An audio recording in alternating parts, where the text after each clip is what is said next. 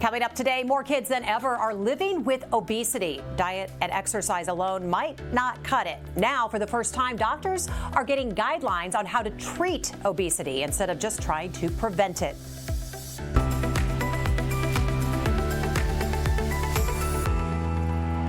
And good morning. It is Tuesday, February 14th. I'm Jessica Lovell. Welcome to the Morning Medical Update. We will talk about weight loss, and the focus has, as we know, has been diet and exercise in the past, but the obesity epidemic persists. When should parents consider weight loss drugs or even surgery for their kids? We ask our experts in just a moment. First, though, in our morning rounds, we check in with a doctor who is still in Arizona this morning after watching the Chiefs win Super Bowl 57. Dr. Dennis Allen specializes in emergency medicine. Dr. Allen, good morning. How about that win? Good morning. That was a lot of fun. I bet it was. That was the place to be. Did you have any official job duties at Sunday's game? No. Sadly, I was nowhere close to the confetti. I was up in the stands just as a fan for this game. Fantastic. Yeah, I bet you've got some great stories. So during the season, though, you help the teams that are visiting Arrowhead. Is that right? Yeah, we have our emergency group. There's 5 of us, and we split 2 different duties. We will either be the airway physician, and so that job is to have the airway bag and to do resuscitation. And then what we call the VTML, the Visiting Team Medical Liaison. And that doctor's job, and it's required that be an emergency physician, is to help the visiting team out either before the game, after the game. I've taken players to the hospital the day before the game because they were sick. It's just to be there so that if they have medical needs, you can help them out. So you actually have to sit on the other side during the Chiefs games. Is this correct? About half of my games that I work, I'll be working for the visiting team, and about half of the games I'll be over on the Chiefs side as the airway doc, and we're the guys that are kind of famous now with the Damar Hamlin situation. The guys in the red hats that were out doing resuscitation. That's the role that I play, and then one of my colleagues in emergency medicine will be on the field with me. It's such phenomenal work you all do. We hope to not see you on the field, but to know that you're standing by in a second's notice, it sure is. It's good to know. It's not just football, though. You actually help run the medical care out at the Speedway, and clearly it looks like that could be needed at any moment by the look of that video. Yeah, when we were provided all the medical care out at the Speedway, we actually started that program from the ground up. I started working with the Speedway when the Kansas Speedway was a hole in the ground, designing what the medical facility would be, and yeah, that was a lot of fun. You don't get a whole lot of experience with motor vehicle accidents at 190 miles an hour unless you work out there. Right, you don't see that every day. I think it's interesting, though. You said from the ground up, actually designing the way that the care is going to be delivered and where you're going to be positioned. Certainly different, a speedway track versus a field for football, right? For sure, it's when you've got. You have to figure out where to position yourself when you may have a driver that has a car on fire. They need somebody immediately, and you're on a 1.5 mile oval. I mean, they could be 3/4 of a mile away from you. So you have to figure out how you're going to get there and really get there fast. That's a strategy for sure to be prepared for. Okay, so when are you coming back? Are you going to be back for the parade? I'll come back. I actually, when you work emergency medicine, whenever you leave, you owe shifts. So I'll be working Wednesday, and I'm coming back this afternoon. Okay, well, we will welcome you home. Thank you so much for all the work you do and for your time this morning. Thank you. Let's introduce our childhood obesity experts today in pediatrics, childhood obesity, and mental health. Dr. Steve Lauer is a pediatrician here at the University of Kansas Health System. He is my children's pediatrician. I always like to throw that in there. And also Dr. Danielle Johnson is a child psychologist with the Health System's Marillac campus. Welcome to you both. Thanks for sitting here with me. Also, Eva Chareau is a nurse practitioner working with children and parents through the Healthy Hawks program, where families can get help lowering a child's weight. We're going to talk all about that program and what it entails. Our experts have been impacted, though, by brand new guidelines from the American Academy of Pediatrics. The guidance just came out last month. Dr. Lauer, let's just jump in. What are the new guidances? Well, a couple of things that are really important in this new set of guidelines. One is the recognition that obesity, which continues obviously to be a huge problem in this country, is driven by many factors, and it's going to require a societal adjustment to get this fixed. The guidelines just are very specific about this and recognize how complex this problem is, and just talking about it briefly in pediatrician visits is clearly not going to get the job done. Then the second thing that it really addresses is treatment programs, how to better monitor for obesity, and then how eventually, if necessary, to treat it with medications, and as you mentioned, even up to the point of surgery. And we're going to talk more about that. And I don't know why I was surprised when I reached out to you to join us on this program. I said, are you seeing childhood obesity in your clinics a lot? And you said, Jessica, all the time. This is something that you have to have these conversations with parents and with kids, and I want to know how that rolls out. Dr. Johnson, what are your thoughts on these new guidelines, and how do they impact the patients you serve when you're dealing with mental health? Yeah. Really excited for those guidelines because they allow for us, as Dr. Lauer said, to understand it's multifactorial how kids and adults struggle with obesity. And so when we think about treatment, it's not an annual well child check that's going to address this issue, but I really appreciate the fact that they are speaking to a 3 to 12 month program where you're having at least 26 hours of intervention with dietitian, behavioral health specialists, physical specialists to get kids' bodies moving, to provide education not only to the child but to the family. We think of children as these bubbles. They're a bubble in a family, and so if we can talk to families about changing some of the cultures behind how we move our bodies, how we interact with food, how we think about health. Dr. Lauer, has the conversation surrounding children and their weight changed since you've been in practice? I mean, from maybe when you saw it, now it's becoming such a problem. What are those conversations about? It seems like you'd have to spend a little bit more time discussing this than maybe you have in the past. Yeah.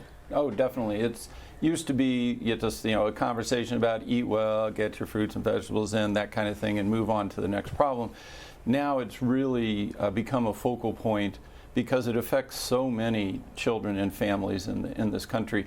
It's really one of the top 2 or 3 things that we talk about now in any well child visit. And let's just ask, what kind of problems can it lead to? Well, as the adult world is well aware of, diabetes, type 2 diabetes especially, leads to cardiovascular problems, it leads to musculoskeletal problems, kidney problems, eye problems, just every organ system is affected if your body is just carrying too much weight, and the effects of that excess weight over a long periods of time impact everybody's health and are incredibly expensive ways to live. Good point. Are you having these conversations with the children in the room? Is it good for them to hear them together? And then I want to bring in Dr. Johnson to say, how is that? Because we know there is not a touchier subject than weight. Sure. I think it's something that pediatricians and healthcare providers working with kids are having to learn more about, getting input from our mental health colleagues, because yes, you do have to be very careful about drawing the lines of where health starts and where the social impacts of being overweight come in and play negatively for these kids. So getting the right words around the message, setting it up with families, as the guidelines point out, really takes more time than we can get to and have in an annual 20-minute visit. Dr. Lauer, you enlightened me to one of our programs, Healthy Hawks. I want to bring in Eva. You work with Healthy Hawks, so just tell us a little bit about what the program is and certainly what it offers our kids and parents too. Sure. So, Healthy Hawks at KU is a stage 2 intervention for kids who have a BMI greater than the 85th percentile. We're a multidisciplinary team, so children and families will come in and meet with a behavioral psychologist, our nutritionist, and then myself, a nurse practitioner, to work on health and improve their BMIs. And I want to ask you also if these new changes, these AAP guidelines, are they enticing you to make changes in the program? Well, we kind of thought it was perfect timing. We had just had a staffing change and have a new dietitian join our team. And so we took a pause with the Healthy Hawks group for the team to all review what we were doing and the guidelines and to make sure that we were kind of aligned. And we start back up next week. So how does it work? Does Dr. Lauer refer people Healthy Hawks, or could someone from outside the health system join in? And do other health systems have these type of programs? Yes, to all of those. So a pediatrician, a general provider could refer to the Healthy Hawks team. We also take self-referrals, so sometimes a parent has heard about the program and will call in and make an appointment. And then Children's Mercy also has a weight management program. Theirs is called Fit Kids in the city. So we've got a couple programs available. All right, yes, across the board. I like that. Dr. Johnson, I just want to go back to just talking about how much does weight and the struggle of weight affect our kids? It is a struggle. I mean, kids, teens, adults, all of us, everybody. So, but that's a really rough age when we're talking about young kids, the bullying and just the stressors that are going on. So talk us through that and maybe give us some pointers and tips on how we navigate. Yeah, even the self-image, I have to think back to, there was a young female that was admitted to our hospital who had been on a medication that recently been changed, or probably 3 months ago had been changed, and she had significant weight gain, and one of the staff didn't understand why she was so upset about a 40-pound weight gain, and I think she was 14 or 15 over the summer. And her struggle was my self-image, how I look at myself. And so there's kind of a multi-layer of the internal self-image that we have for ourselves that we can struggle with when we have excess weight. And then there's also the external messaging we were getting from our classmates or our peers, that people make comments about your weight, what size you are, if you were husky or pretty plus, that those things impact our kids. And so when we have someone that's carrying excess weight, it really does impact their esteem and their mood. And so we see kiddos that struggle with depression and anxiety centered around their mood, which then can also cause an increase in weight, because when we are feeling sad or down, we tend to eat more, and we don't tend to eat carrots and celery. We tend to eat carby, sweet, savory, salty, fatty things, which then promote more weight. And so when talking to these kids about their weight, I approach it from the aspect of health and what's healthy and what's not healthy. And so being able to help build some resiliency in these kiddos, that they have the ability to manage through these hard times, because I think we've all been adolescents and teens once and remember what it was like for someone to make fun of wearing glasses or the clothing you wore, just kind of the benign things of being a person, but helping them to really build the skills internally to manage those emotions, to assert themselves and stand up for themselves, but to also then talk about health and what is health and how do we be healthier. So let's talk about some options. These new treatment guidelines come at a time when new anti-obesity drugs are offering better weight loss. The new drugs are GLP-1 based therapies, brand names you've probably heard of: Wegovy, Ozempic, Rybelsus. These mimic natural hormones that normalize blood sugar and then reduce the appetite. They started as diabetic treatments, but now are becoming more popular as anti-obesity drugs. The only one currently, though, approved for kids is Wegovy as of last December. And in a 68-week study, teens on Wegovy, they did lose an average of 33 pounds, while teens on the placebo actually gained 5 pounds. So, Dr. Lauer, it works? Is that what we are to assume? Yes, these medications, at least in the times that they've been studied so far, do seem to work in promoting weight loss. It's still I would take it as an extreme treatment, something that we want to be avoiding if at all possible. And the real stress of these guidelines are the programs like Healthy Hawks up front that talk about organized, structured ways to look at food, work with food, and the way we think about food. Like a sustainable as plan. a sustainable plan versus getting to medications. But in extreme cases, these medications do seem to work. Again, they should be seen not as first-line treatment. These are things for the really severe cases where there's just the health costs of keeping that weight on now are balanced by the medication. Well, and something working versus it being the right option for your kid. Correct. Two different things. Yes. So who is it a good option for? You kind of Yeah. touched on that, but who might this not be a great option for that we know so far? Because we're still learning a lot about this. Yes. Now, these are, again, most of the studies to date on these medications are in adults. We always think about any medication much more carefully as you put them into adolescents. So, I think those cases where somebody's weight is really extreme, their BMI is up in the severe obesity range, they've tried other things, and for whatever reasons, again, getting at the complex basis for obesity, their other treatments haven't worked. We all recognize that carrying that extra weight is a health risk, and so in some cases like that, these medications may be useful. So, Dr. Johnson, let's talk about habits. Good habits, bad habits, good or bad. So many people think of obesity as you've done things that are wrong. You've made bad choices. Let's talk about the thinking and how do we turn that around a bit. Yeah. I think of obesity, as most other kind of health outcomes, as multifactorial. So we know genetics are a part of this. So research shows that 40 to 70% of obesity can be contributing factors by our genes. And so I give people grace and a lot of space for genetically, you may be predisposed to having cancer. We would never blame you for then developing cancer. So the same thing with obesity, that there's a component that may be out of your control. So how do we handle what we do have control over?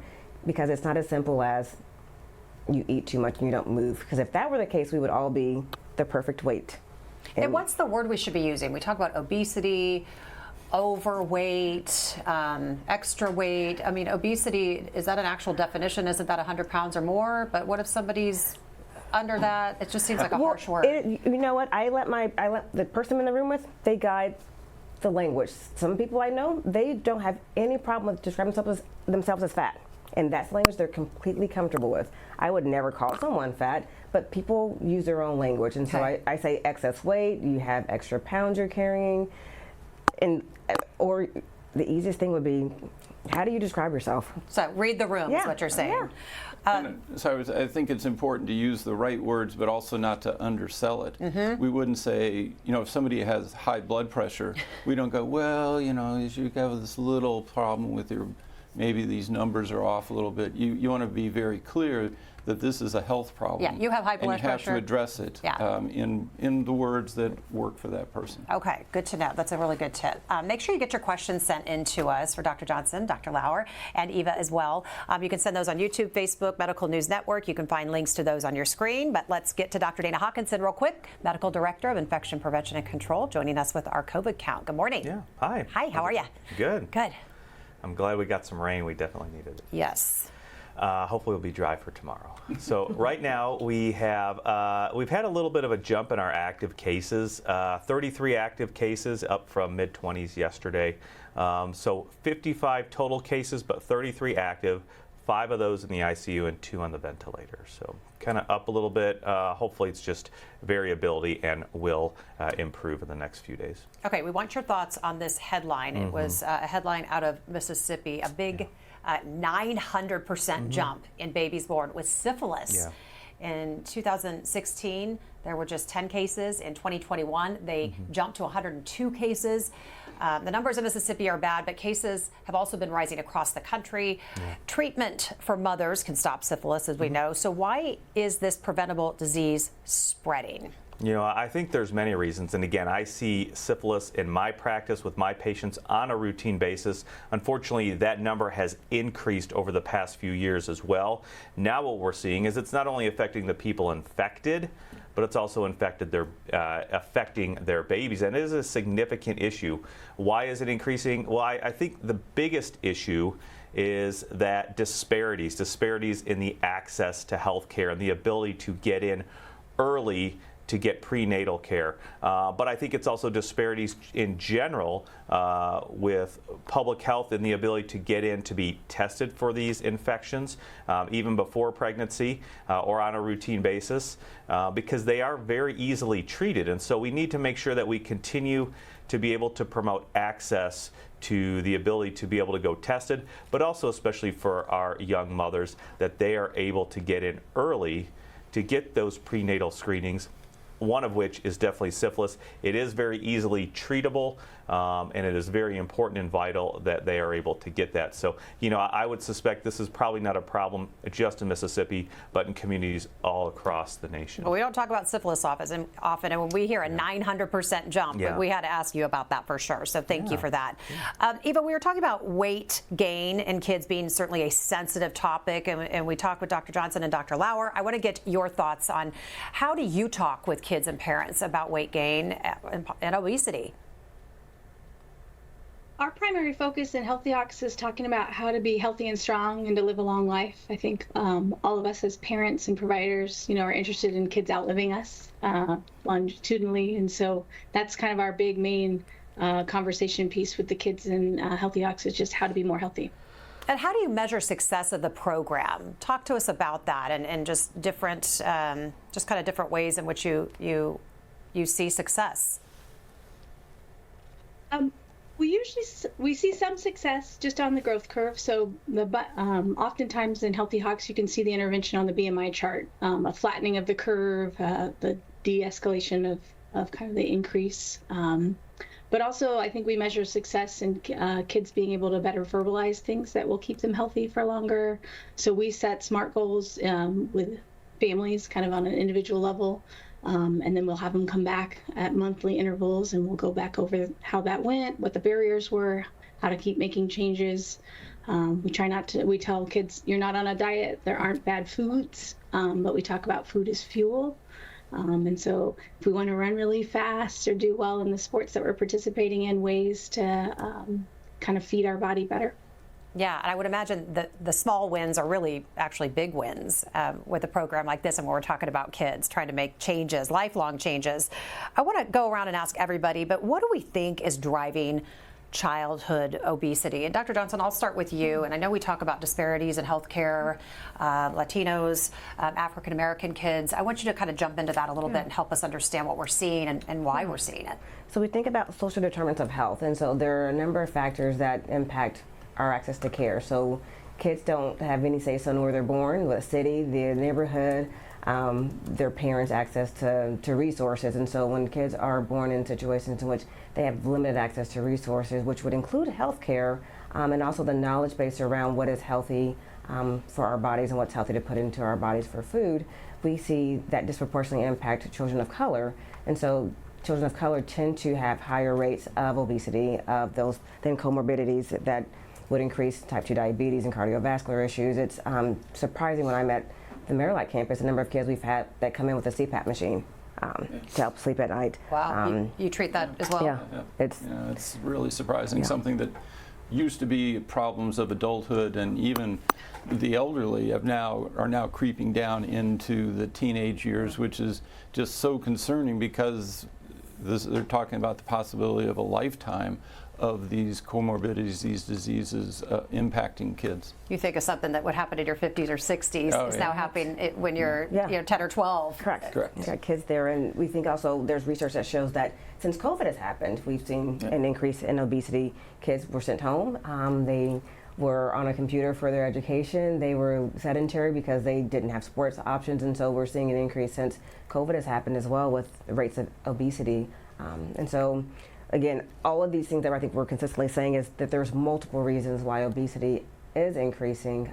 And we think about some of the other cultural pieces. If we can also help our adults have very positive interactions with the healthcare community, that then opens the door for their children to have really good access to healthcare. I've seen a number of adults who've had just not good interactions with their healthcare provider, that the first comment is about their weight. And so that then turns them off to seeking help for treatment for health issues. Then they don't bring their children to the doctor for health issues, and it then becomes kind of a systemic pattern that we're also engaging in. Yeah, if you have a tense relationship with your physician, I can imagine you're not going to get very far with that. Correct. Although I do blame a lot of things on you with my kids. You know I do this. All the time I say, well, Dr. Lauer, I have to go to Dr. Lauer. Do you want to go get another shot? Dr. Lauer is always open for more shots. Last night I said, Dr. Lauer says you're supposed to put lotion on. I had this conversation with them. Your skin is too dry. Remember what Dr. Lauer said? It's all the time. I blame you for everything. We'll see if it's fair. It's fair. It's fair. But that comes from a good relationship. And my kids know Dr. Lauer. And I think when they feel like somebody's a friend and not somebody putting them down, or I think it could help. It could help. Okay, so I want to ask about weight loss surgery. Is this something that kids are being advised to get, and who can get it? Well, these are the... and that is extreme. Yeah, this is very extreme, and something that is just getting underway and being addressed, but for the same reasons that has come up in the adult world. There are these cases of extreme weight, where kids are really to the point where they can't change how they're eating. They can't get enough. It's become so hard for them to move and get the exercise they need to help with weight loss that it's just not going to happen. And so, yeah, there's now this move into adolescents who are at extreme weights to have access to the same kind of bariatric surgery that has helped so many adults. So you talked about the new medications that have been approved and the extreme weight loss surgery, but I think that's why we bring on Healthy Hawks, to show you these are, Absolutely. This is exactly where we want you to start, because this is lifelong. And it gets at the point too, still the prevention is still the best way to go at this. It's just we have to change how we think about it, how we approach it, and begin at the very beginning of life and understand and have those conversations with families from the beginning about healthy eating habits, healthy activities that will help hopefully avoid us having to send kids to Healthy Hawks, be on medications, or even consider surgery. Do insurance companies pay for these? How does that all work? Well, there's always a question. It's still something that, depending on the company, will still be seen as experimental, I think, in some cases. So it's in those cases where it is warranted, there's still frequently a lengthy conversation with the insurance companies about it. Oh, we love those lengthy conversations with the insurance company. Good Dr. use of Johnson, before we get to our questions today from our community, I want to talk about this kind of health at every size movement, this body positivity, and that could be a slippery slope. How do we handle that? How do we approach it? Great question, Jess. If you could answer that in like, 60 seconds or less. I'll give you the answer to that one. No, I really think that's a new thing. Yes. And it's so positive, but it's the slippery slope. There's a balance, right? So we can talk about body positivity because we all have different bodies, and to be able to embrace the body that we have. But to ask ourselves, is our body the healthiest body we can have? Are we working towards being healthy and understanding what health is? I think some people are genetically predisposed to being super thin, and some are predisposed to being having some excess weight. And so being able to recognize that our bodies look different, it brings us back to this metric of how do we measure health. And so I know there's been a big push to get rid of the term of measurement of BMI. I think our BMIs are important. It's one factor. It's not the only factor, but if we were to go see Dr. Lau and get labs ran and look at our cholesterol and our heart rates and our blood pressure and different metrics of health, can we take that whole picture to really measure how healthy we are? And so some people may have more weight and be healthier. Their labs look beautiful. They are moving their bodies more days than not for 30 minutes or more. They're doing all the right things and may be a heavier person, but healthy by all the measures that we can look at. So I think there's space for taking in appreciation for the body that we have, and then being healthy about if we want to make body changes, how do we do it in a healthy way? Because there's a slippery slope of talking too much about weight and our size that people will swing the pendulum the other way and then restrict their eating habits and then have struggles with disordered eating and then have other health risk factors from being underweight. That is a balance. Yeah. Yes. That's a big balance. Okay, do we have any reporters on the line? We have some community questions, so let's get to those. Yan Liang wants to know, would obese children develop insulin resistance as adults do? And I'm assuming that that's on the medications? Well, Or how does that just work? as you develop type 2 diabetes, which used to be thought of as adult onset diabetes, usually associated with an increased BMI. yeah, you become insulin resistant. So your body's still making insulin, but it doesn't work as well, as opposed to childhood, the traditional childhood onset diabetes where you stop making insulin. So in the type 2 one, you do become insulin resistant. The insulin you're making just doesn't work as well, and your blood sugar therefore runs high. Joellen wants to know, and I've heard this before, do babies who receive their mother's milk, are they more likely to be at a healthy weight in the short and or long term? What do we know about that? Yes and yes. Yes and yes. Okay. That's it. Yes. I love your short Yes, answers. Breastfeeding is still the best, healthiest introduction to food. That's how we're built. That's how it's designed. It's another on the long list of reasons to be pro-breastfeeding. It's just one, again, the tool in the toolbox, one little thing that we can do to start setting Correct. everyone as they develop into the right direction. Jennifer says, I remember Fen-Phen for weight loss. Oh gosh, don't we all? That was like the miracle pill. Talk about a magic pill. Then it ended up killing people. Yeah. So how do we know that these new weight loss drugs are safe? Short answer is we don't. Mm-hmm. We know that in the confines of these studies, 68 weeks, things like that, they seem to be quite safe, which is the same thing that was said about Fen-Phen when it started. So as you go from small studies of short time in controlled subjects to general use in a wide population, we oftentimes find out a lot, and much of that is not always good. So we've learned a lot. We've learned a lot since Fen-Phen, though. Please say yes. Okay, good. No, we've learned a lot, and it's just these are new medications, very promising, but long-term studies and long-term effects, we'll just have to see. You got it. Yep. Okay. Last questions from Lawrence, and both of you jump in, but I'm going to just give this to Eva. Just what's up with BMI? Is this a reliable? People talk about that's outdated and it's not really. And I'll be honest with you. I went to my doctor the other day, and I am overweight. They said I was overweight, so I'm overweight, and so if that helps anybody understand, so I thought that's interesting. So is BMI really a good measure, and what does it really mean? I think it's a little bit of what Dr. Johnson said, which is BMI is one indication of health. So it is a calculation of your height to weight ratio, but it's a calculation, so it doesn't take into account different things. So the genetics, right? The tall, really string beanie people on our planet, and those of us with bigger bone structure. So some very athletic build kids will have an elevated BMI. I think you have to just take it into account and look at it as, again, one element. So what do the child's labs look like? What is your blood pressure? What are you doing to be healthy? So what do those habits look like? It helps, I think, guide us, especially when you look at the new guidelines of kind of what studies to do or what other interventions. So with some kids with elevated BMIs, it indicates earlier blood work, maybe than a person who has a normal BMI or a lower BMI. The other thing I like to talk about, I think, in pediatrics is what is common and what is normal. So it is very common in the United States now to be overweight.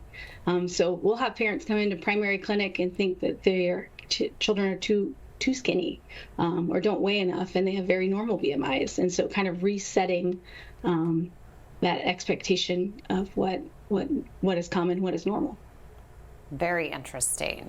Let's get final thoughts from our guest today. And Dr. Johnson, let's start with you.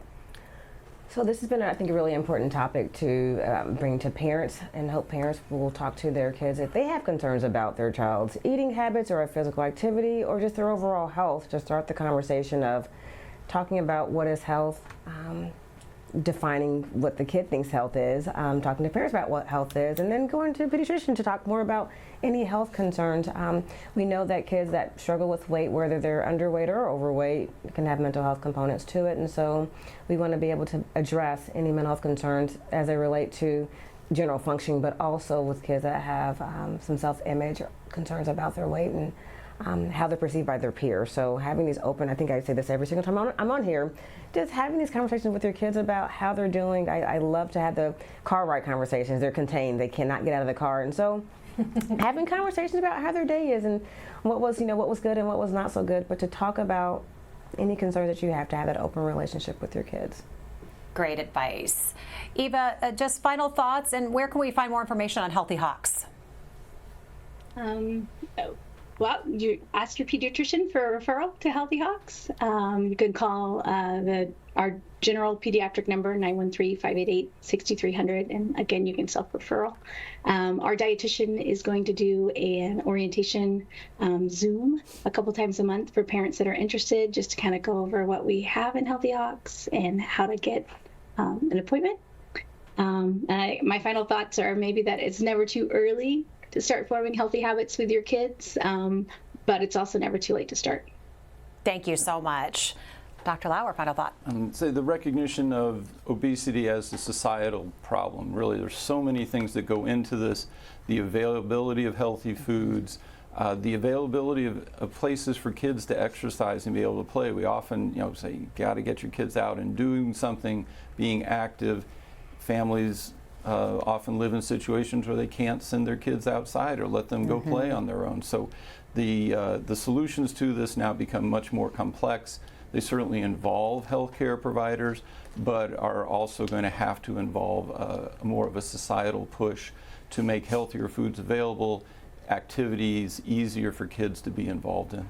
Great. Thank you, all three, for being here with us. And yes, very important to talk about and keep talking about. Dr. Hawkinson, final thoughts. Yeah, just to echo our guests, it's certainly in today's age, it is definitely more difficult to be healthy and have those healthy lifestyle habits, and it takes that conscious decision not only by the kids, but also by us adults as well. So I think it's extremely important to try and make those conscious decisions to be healthy in any little way you can. It starts with one step and kind of can go on from there, but it is vitally important as you move forward to try and be healthy and stay healthy.